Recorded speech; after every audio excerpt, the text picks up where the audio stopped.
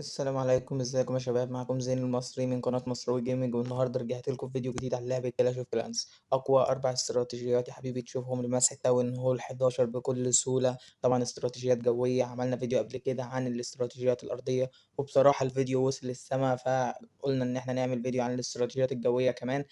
في البداية ما تنساش تعمل لايك وتشترك في القناة وتفعل زر الجرس عشان يوصلك كل جديد، وتقول لي وتكتب لي كومنت بتفضل الهجوم الجوي ولا بتفضل الهجوم الأرضي. ويلا بينا نشوف أول استراتيجية معانا. طيب زي ما أنت شايف كده، أول استراتيجية معانا بتتكون من 12 من البالونات، 10 من التنين، وسبعة من البرق، 2 تجميد واتنين تسريع مع الملوك.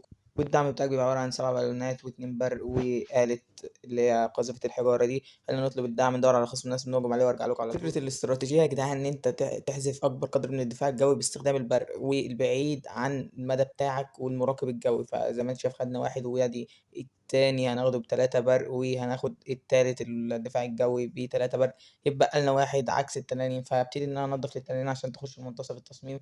هنزل بالملك والملكة علشان يقضوا على الساحر ده، وانزل بواحد تنين علشان ينضف لي الدنيا دي. وبعدين هستنى شوية أول ما ينضفوا لي الدنيا دي، وزي ما أنت شايف الدعم طلع ناحية الملك والملكة وهيقضوا عليه بكل سهولة.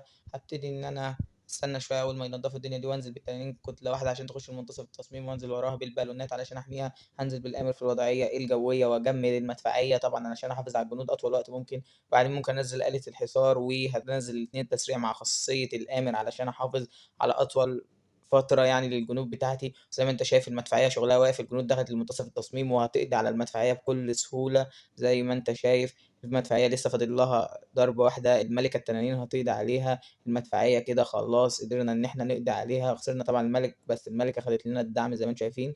الإنفيرنو المفرد ده هو اللي عامل مشاكل للتنانين، ولو التنانين قدرت إن هي تقضي عليه فكده مفيش مشكلة. بس عادي زي ما أنت شايف لسه معانا كمية تنانين كبيرة، لسه معانا الملكة بس اضطرينا إن إحنا نستعمل خاصيتها، الأمر لسه عايش، ومعانا شوية بالونات نقدر نمسح التصميم بكل سهولة. اللي واقف قدامنا زي ما أنت شايف دلوقتي برج الساحر، بس هو اللي عامل لنا مشكلة في التصميم ده، وقدرنا إن إحنا نخلص منه. دلوقتي زي ما أنت شايف فاضل لنا بس المدفع اللي هناك ده، ونبقى قدرنا إن إحنا نمسح التصميم ده بكل سهولة وناخد منه 29 كاس. الاستراتيجية الجوية أحلى حاجة فيها مبتاخدش وقت طويل، وبيبقى معاك كمية جنود محترمة علشان تقدر تمسح زي ما أنت شايف بالظبط كده. فدي كانت أول استراتيجية معانا، وشوف كمية الجنود اللي اتبقت، كمية جنود محترمة تقدر تمسح أي تصميم بكل سهولة.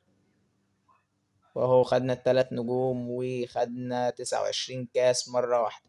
زي ما انت شايف تاني استراتيجية معانا عبارة عن 10 من البالونات، 7 الكترو دراجون، 2 من الغضب، و3 تجميد، و4 سبلات من الخفاش، بالإضافة إلى الملوك بتاعتك والأمر طبعا في الوضعية الجوية. ومعاك واحد من البالونات في الدعم، ومعاك واحد الكترو دراجون واتنين سبل خفاش، وبرضه آلة قاذفة الحجارة دي. وخلينا ندور على خصم مناسب نهجم عليه ونرجع لكم على طول.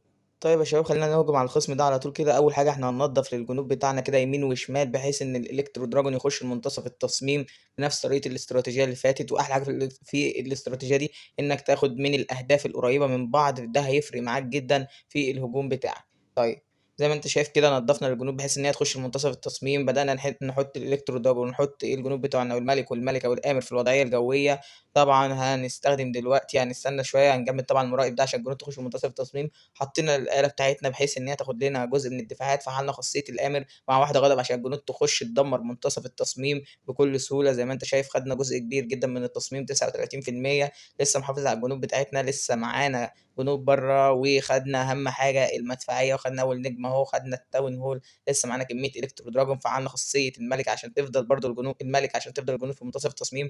على طول نرمي الخفاش علشان يساعد الإلكترو دراجون على طول. وطبعًا ما تنساش إنك تجمد أبراج الساحر، ولحسن الحظ ما اتبقاش غير برج ساحر، حطيت تعويذة الغضب هنا علشان تساعد الخفافيش إن هي تمسح التصميم بكل سهولة. وزي ما أنت شايف مسحنا التصميم، بس طلع علينا فخ خد الخفافيش، بس لسه بدري. مسحنا التصميم في أقل وقت ممكن، وخدنا 17 كاس وموارد محترمة. الاستراتيجية التالتة بتتكون من 10 بالونات و7 إلكترو دراجون مع 2 غضب وواحدة من التجميد و2 استنساخ. الأمر في الوضعية الجوية، والدعم بتاعك واحدة غضب، واحد إلكترو دراجون، واحد بالونات، والآلة اللي هي بتروح لمنتصف التصميم على طول ناحية التاون هول دي. طبعًا استنساخ مع واحدة غضب في منتصف التصميم علشان تقضي على منتصف التصميم على طول. قبل ما نخش طبعًا على الهجمة التالتة، بافكرك إن أنت لازم تعمل لايك وتشترك في القناة وتفعل زر الجرس عشان يوصلك كل جديد. وخلينا على طول ندور على خصم مناسب نهجم عليه. ادي الخصم اللي إحنا هنهجم عليه. طبعًا هننزل 2 من الإلكترو دراجون علشان ننضف جزء كبير من التصميم، والجنود تخش لمنتصف التصميم على طول.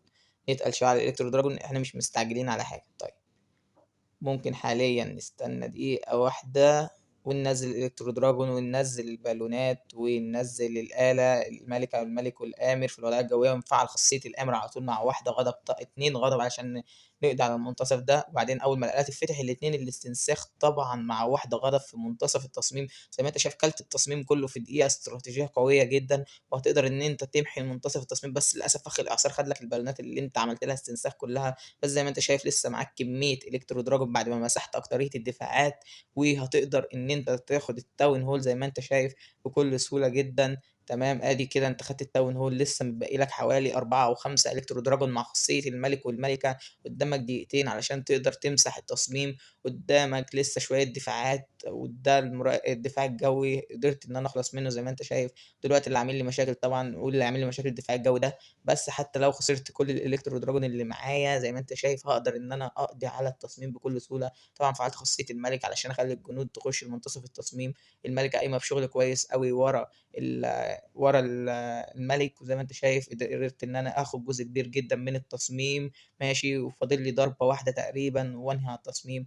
زي ما أنت شايف بس قدرت إن أنا أمسح التصميم بكل سهولة ماشي، ونخش على لو خدت منه 22 كاس ونخش على الهجمة الرابعة معانا النهارده. الهجمة الرابعة معانا النهارده هي هجمة المَلِكة الماشية، 10 من مفجرين الأسوار مع 24 من البالونات، 1 لافا، 2 من الإلكترو البيبي دراجون، 5 هيلر طبعًا عشان المَلِكة، 3 برق، و3 غضب، و2 من التجميد الآمر في الوضعية الجوية برضه عشان دي هجمات جوية بأكدها عليها يا جدعان، 7 بالونات الدعم بتاعك مع واحدة تجميد، واحدة تسريع، وآلة قاذفة الجذوع. طبعًا دي الاستراتيجية الرابعة. أتمنى إن أنت تعمل لايك وتشترك في القناة. خلينا ندوّر على زي ما الخصم أنتم المناسب شايفين لينا. أهو. أدي الخصم أهو ماكس زي ما أنتم شايفين. بس إن شاء الله نقدر نعمل حاجة. أول حاجة طبعًا ممكن نعملها هننزّل البيبي دراجون هنا ينضّف لنا ماشي تمام. بعد كده هننزّل 1 بالونات عشان نحمي الهيلارات بتاعتنا. بعد كده هننزّل المَلِكة بتاعتنا هنا كده عشان تخش تاخد لنا المدفعية بتاعتنا. طبعًا لسه ما عليهاش ضغط فممكن نسيبها شوية طبعًا ما نحطلهاش واحدة غضب.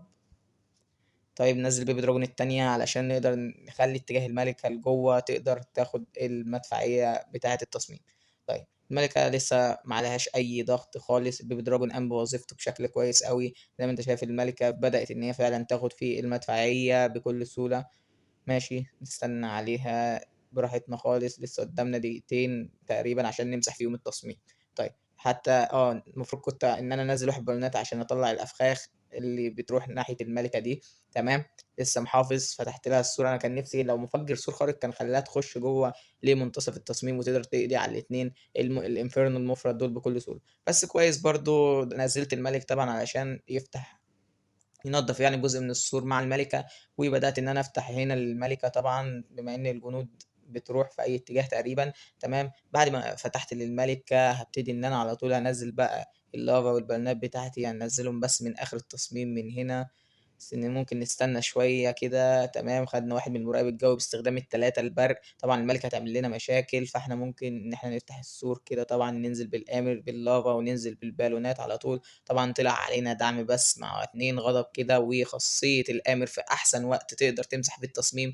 طبعًا هنجمد هنا في منتصف التصميم الدعم اللي هيقضي لنا على البالونات دي. زي ما أنت شايف بدأت إن أنا أجمد هنا الinferno المُفرد. شوف كمية البالونات اللي موجودة في التصميم واللي هتقدر تمحي التصميم بكل سهولة. الإلكترو دراجون ده عامل لي مشاكل بس مش مشكلة، المَلِكة دلوقتي هتقضي لي عليه بكل سهولة تمام. المَلِكة خدت الtown hall بكل سهولة، وكمان هتقضي إن شاء الله على مَلِكة الخصم زي ما أنت شايف تمام. قدرت إن هي تقضي على مَلِكة الخصم. لسه فاضل لي برضه الدعم ده عامل مشكلة، حطيت واحدة تسريع عشان أقدر أحافظ على المَلِكة لأطول وقت ممكن.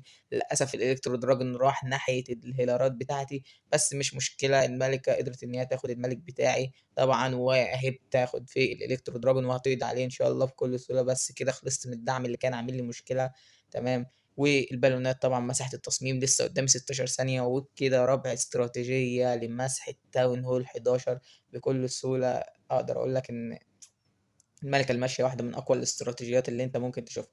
هي طبعًا للأسف ما مسحتش بسرعة لإن للأسف الإلكترو دراجون عمل لي مشاكل، بس برضه هاعرض لكم الهجمة دي زي ما هي. وبكده يكون الفيديو النهارده خلص. أتمنى إن هو يكون عجبكم. ما تنسوش اللايك والاشتراك في القناة وتفعيل زرار الجرس، وأشوفكم الفيديو الجاي. سلام.